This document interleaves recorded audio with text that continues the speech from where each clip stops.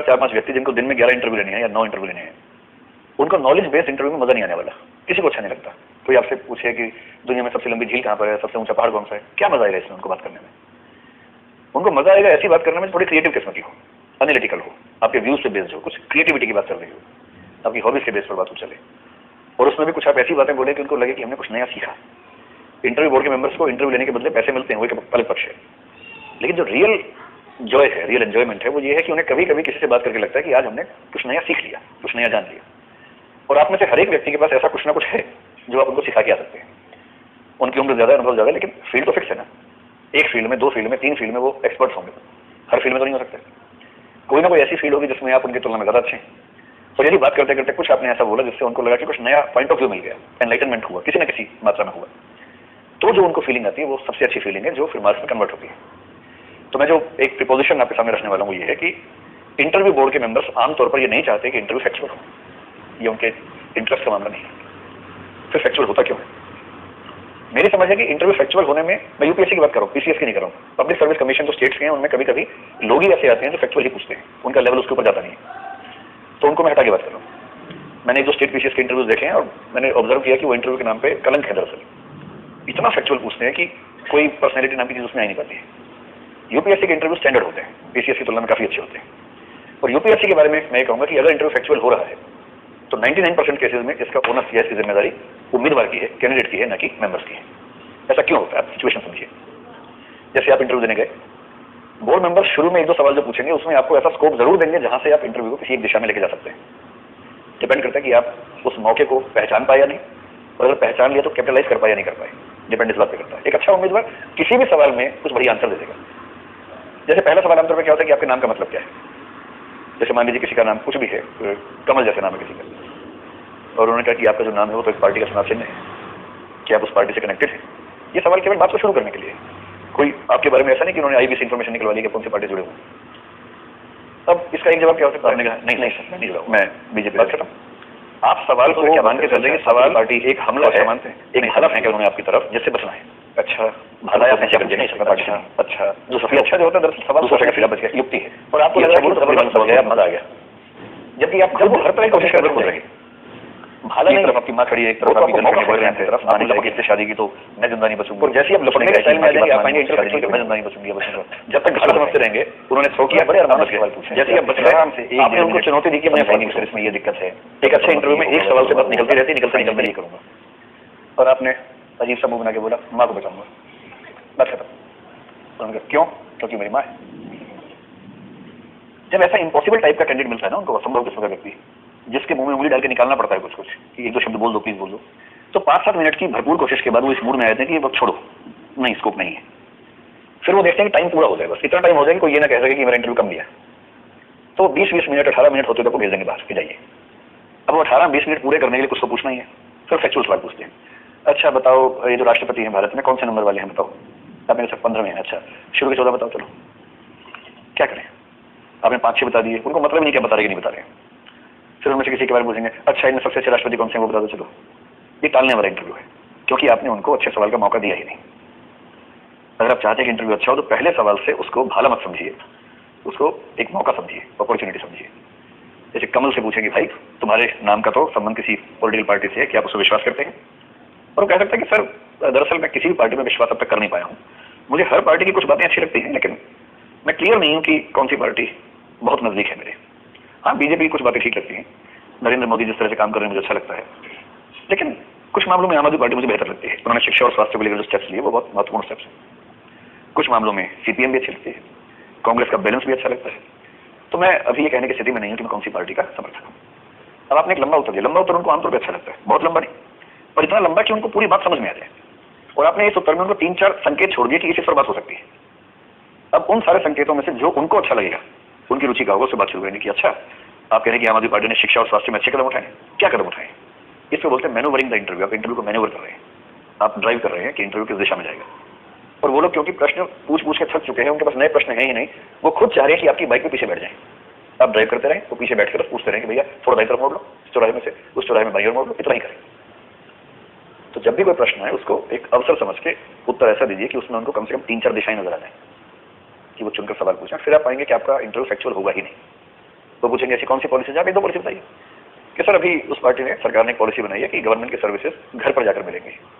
ये पॉलिसी भारत के लिए नहीं है, हालांकि ब्रिटेन में इस साल में शुरू हुई थी, स्विट्जरलैंड में इस साल में शुरू हुई थी, अमेरिका के कुछ प्रांतों में काफी पहले शुरू हुई थी, पर भारत के लिए नई चीज है। अब आपने ब्रिटेन स्विट्जरलैंड से संकेत कर दिया कि बात वहां चली जाए, क्योंकि उस एरिया में एक्सपर्ट है, और बात करते करते बहुत अच्छे से अपनी हर बात को डिफेंड कर रहे हैं, किसी एक पार्टी की तरफ झुक नहीं रहे, किसी एक पार्टी का विरोध नहीं कर रहे, बैलेंस मेंटेन कर रहे हैं। यही उनको चाहिए।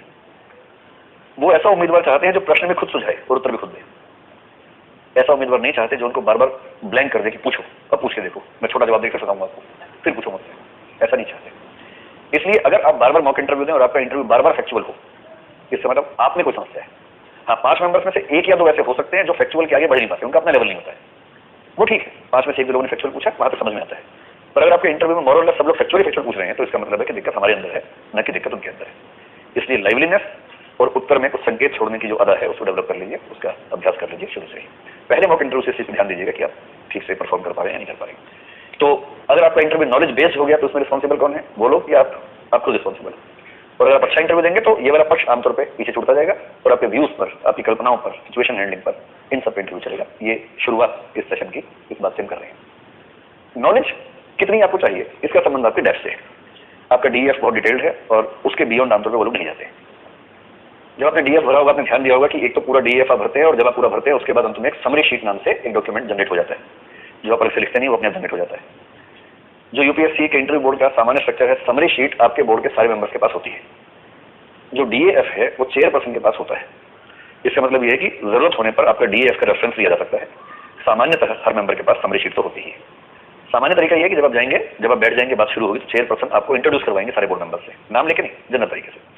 उनको इंट्रोड्यूस ही करवाएंगे आपसे, आपको करवाएंगे उनसे। ये नहीं कहेंगे कि ये चौधरी साहब हैं, ये वो हैं, ये इस मिनिस्ट्री में काम करते हैं, इनकी उम्र इतनी है, आज आपसे मिलने हैं, ऐसे नहीं। आपको इंट्रोड्यूस करवाएंगे उनसे। वो कहेंगे ये जो उम्मीदवार हैं इनका नाम ये है, मिस्टर या मिस XYZ है, इनकी ये बैकग्राउंड है, इनके ये वैकल्पिक विषय है, और इन्होंने ये वाली डिग्री कर रखी है, इनकी हॉबी ये है, पहले इस सर्विस में रहे हैं, और ये इस वर्ग से हैं या इस राज्य से हैं। अब हम इनसे बात करते हैं, तो बेटा ये बताओ, वो शुरू करेंगे बात को। वो इसलिए होता है कि अगर समरी शीट मेंबर से ना भी पढ़ी हो तो अपने काम की बात नोट कर लेते हैं। जनरली डिवीजन ऑफ लेबर चलता है, जैसे उन्होंने फिक्स कर लिया कि ये वाले मेंबर हॉबी से ही पूछेंगे, तो हॉबी जैसे ही उसे नोट कर लिया। अब जब तक चेयरपर्सन सवाल पूछेगा, हॉबी सवाल पूछ लेगा आपने। वो होम स्टेट पे पूछेगा, होम डिस्ट्रिक्ट पे पूछेगा, तो उससे सवाल तैयार कर रहा है। एक को काम देगी साइंस और इकोनॉमिक्स से पूछना। आमतौर पर साइंस और इकोनॉमिक्स पे एक आध सवाल पूछते हैं, ऐसा एक ट्रेंड दिखता है इंटरव्यू में। और चौथा मेंबर जैसे कहा कि बैकग्राउंड सब्जेक्ट, ऑप्शनल सब्जेक्ट, इन सब पे पूछ लीजिएगा, तो वो उस पर काम करता रहता है।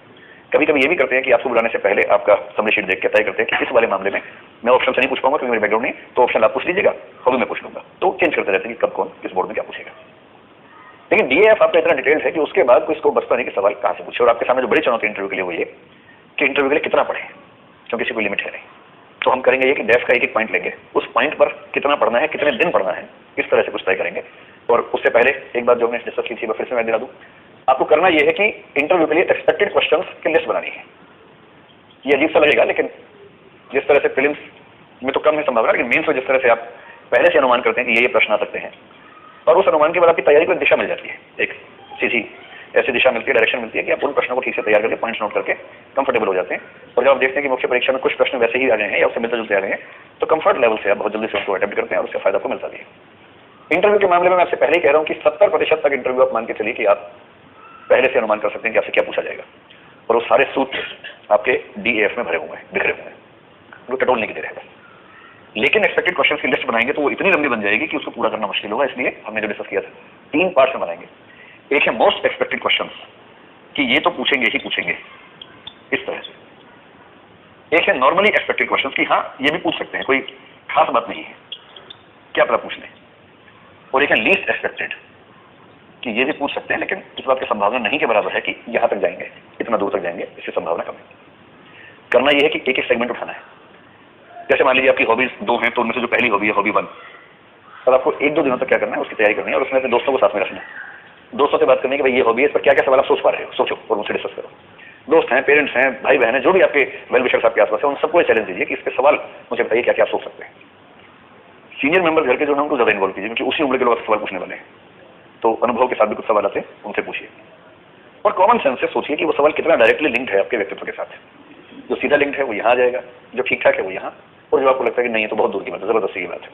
जैसे कमल नाम है और उसके पापा उसे बेटा ये बताओ कि कमल और कमल ककड़ी में क्या अंतर होता है, जबरदस्ती की बात होगी ना। पूछने वाले पूछ सकते हैं कुछ भी, कोई लिमिट तो है नहीं, लेकिन ये पूछेंगे इसकी संभावना बहुत कम है। लेकिन कमल के साथ बीजेपी का लिंक पूछेंगे, इसकी संभावना बहुत ज्यादा है। कमल के फूल की खेती कैसे होती है, गुलाब की खेती कैसे होती है, इनकी खेती में क्या अंतर है, हम फूलों की खेती में क्यों नहीं आगे बढ़ पा रहे, और वैली ऑफ फ्लावर्स कहां पर है, इस सब की संभावना बहुत कम भी नहीं है, बहुत ज्यादा भी नहीं है, बीच में इनको रख लीजिए। तो अपने विवेक से तय कर लीजिए कौन से सवाल की संभावना कितनी ज्यादा है। इंटरव्यू का सिलेबस है नहीं, कोई लिमिट नहीं है। प्रीलिम्स में आप 100 में से 60 सवाल करके पास हो सकते हैं, मेंस में 2-4 सवाल छोड़ के आ सकते हैं, इंटरव्यू में सवाल छोड़ भी नहीं सकते हैं। मेंस में आप ब्लफ कर सकते हैं कि आपको नहीं आ रहा, आप ऐसी भाषा में लिख रहे हैं कि परीक्षा कंफ्यूज हो जाए, किस बात है कि नहीं आता है आपको। यहाँ वो भी नहीं चलता है, क्योंकि आपने सामने की बात चल रही है। आप जहां बात को घुमाएंगे बोले बेटा सीधा बताओ, ये या ये, कोई स्कोप नहीं है, कोई चॉइस भी नहीं है कि बेटा 4 सवाल पूछूंगा, उनमें से कोई 2 बताना पहला अनिवार्य है, बाकी 3 में से कोई 1 बता देना, ऐसा भी स्कोप नहीं है, वो तो सारी बताने बात। तो इंटरव्यू में ज्यादा रिस्क रहता है, आप बच नहीं सकते, बीच का रास्ता नहीं है, बचाव का रास्ता नहीं है, सीधी सीधी बात करनी पड़ती है।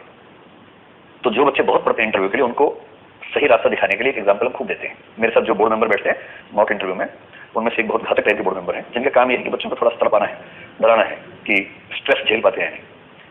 तो वो विद्यार्थियों को समझाते हुए एग्जाम्पल देते हैं। एग्जाम्पल मैंने कई बार अपनी क्लास में दिया उनका स्ट्रेस दूर करने के लिए। तो कहते हैं कि देखो बेटा, ज्यादा तैयारी की बात है तो तैयारी कितनी भी कर लो, उससे कुछ नहीं होने वाला। क्योंकि अगर बोर्ड मेंबर चाहते हैं कि आप जवाब दें, तो वो पूछेंगे कि बेटा आपके मामा जी का नाम क्या है, इसके लिए तैयारी की जरूरत नहीं है। और अगर आप ज्यादा जवाब दे रहे हैं, बोर्ड मेंबर ठान लेके देखता हूं, तो पूछेंगे बेटा मेरे मामा जी का नाम क्या है, इसके लिए आप कितनी भी तैयारी कर ले। आप संकेत समझ पा रहे हैं? कितनी भी तैयारी कर लीजिए, अगर वो ठान ले कि आपको फंसाना है, तो उनके पास फंसाने के 1000 उपाय, कितनी भी तैयारी आप कर लीजिए। मतलब एक मेंबर थे यूपीएससी में जो सेना से आए थे, लेफ्टिनेंट जनरल सुरेंद्रनाथ नाम था उनका, ये बात करीब 8-10 साल पहले की है। अब वो सेना के बैकग्राउंड से थे, तो कई सवाल सेना के बैकग्राउंड वाले पूछ लेते थे। एक मेरा मित्र जिसने इंटरव्यू दिया, उससे उन्होंने कैसे सवाल पूछे कि जब दलाई लामा तिब्बत से भाग के भारत आए थे तो कौन से रूप से आए थे, कौन सा दर्रा बीच में आया था, उस दर्रे से आने में क्या क्या दिक्कतें आती, इस तरह के सवाल। अच्छा, अगर वो उस इलाके का होता विद्यार्थी तो मान भी लेते, या उसकी हॉबी माउंटेनियरिंग होती, या दर्रों की यात्रा करना उसकी हॉबी होती, ऐसी कोई बैकग्राउंड नहीं थी उसकी। तो बिना किसी बैकग्राउंड के किसी विद्यार्थी से ऐसे सवाल पूछने लगना ये भी हो सकता है।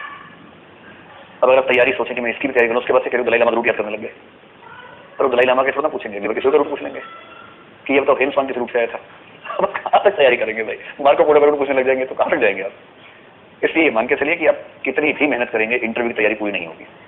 ऐसा होता है फिल्म से 2 दिन पहले लगता है कि इस एग्जाम दें या ना दें, थोड़ी तैयारी कम हुई है, तो थोड़ा सा 1 साल और मिल जाता है ना, तो फंडामेंटल तैयारी कर लेते हैं, ये भाव मन में आता है ना। और जो लोग नहीं देते एग्जाम, अगले साल भी यही भाव मन में आता है कि 1 साल और मिल जाता है ना, तो फंडामेंटल तैयारी हो जाती है। और फंडामेंटल तैयारी कभी नहीं होती है, ये भाव सबसे ज्यादा इंटरव्यू में आता है, क्योंकि फिल्म का सिलेबस डिफाइंड है, मेन का डिफाइंड है, इसका तो सिलेबस अनंत है, कुछ भी पूछ सकते हैं। और अगर आपके आसपास 2-4 ऐसे दोस्त हैं, दोस्त मतलब जो दोस्त हैं लेकिन दरअसल दुश्मन है आपके, तो क्या करेंगे कि आपको हर दूसरे दिन 1-2 सवाल ऐसे पूछ लेंगे, आपसे अजीब सा सवाल पूछ लेंगे, और उसके बाद आप 2-4 घंटे तनाव में रहेंगे, क्या तैयारी है मेरी बताओ, ये तो मेरी हॉबी थी, इससे भी नहीं आता मुझे। तो एक तो ऐसे मनहूस लोगों से बचिए, जिनका काम आपको दुखी करना है, परेशान करना है, उनसे बचिए। पूरी तैयारी आज तक किसी की नहीं हुई है, ना होगी, ये मान के चलिए। और ऐसे इंसान मेरे पास बहुत सारे हैं कि कुछ लोग जो इंटरव्यू की तैयारी के नाम पर 1 मिनट भी नहीं दे पाए थे, तब भी 200+ लेके आ रहे, और कुछ जिन्होंने इंटरव्यू की तैयारी को एक परियोजना की तरह चलाया था, प्रोजेक्ट की तरह चलाया था, उसके बाद भी 60 नंबर लेके आए। हर तरह के सैंपल है। तो पढ़ाई को लेकर बहुत दबाव नहीं लेना है, काम की बात पढ़ लीजिए, उतना ही बस। तो हर टॉपिक पे 3 तरह की लिस्ट बनाएंगे, क्वेश्चन की लिस्ट बनाएंगे, दोस्तों से, पेरेंट्स से बात करेंगे, लिस्ट बन जाएगी। अगर आपकी हॉबीज कॉमन है वो मिला के बना लीजिए, स्टेट कॉमन है मिला के बना लीजिए, किस लेवल तक हमें जाना है वो मैं आपको एक एक करके डीएफ में समझाने का प्रयास करता हूँ कि कितना कितना पढ़ लीजिए। तो हम समरी शीट को तो बेस बनाएंगे ही, जो बातें समरी शीट में लिखी है उसको ज्यादा गहराई से पढ़ लीजिए, और डीएफ में लिखी वो बातें जो समरी शीट में नहीं है उनका थोड़ा सा कम इंपॉर्टेंस देंगे, क्योंकि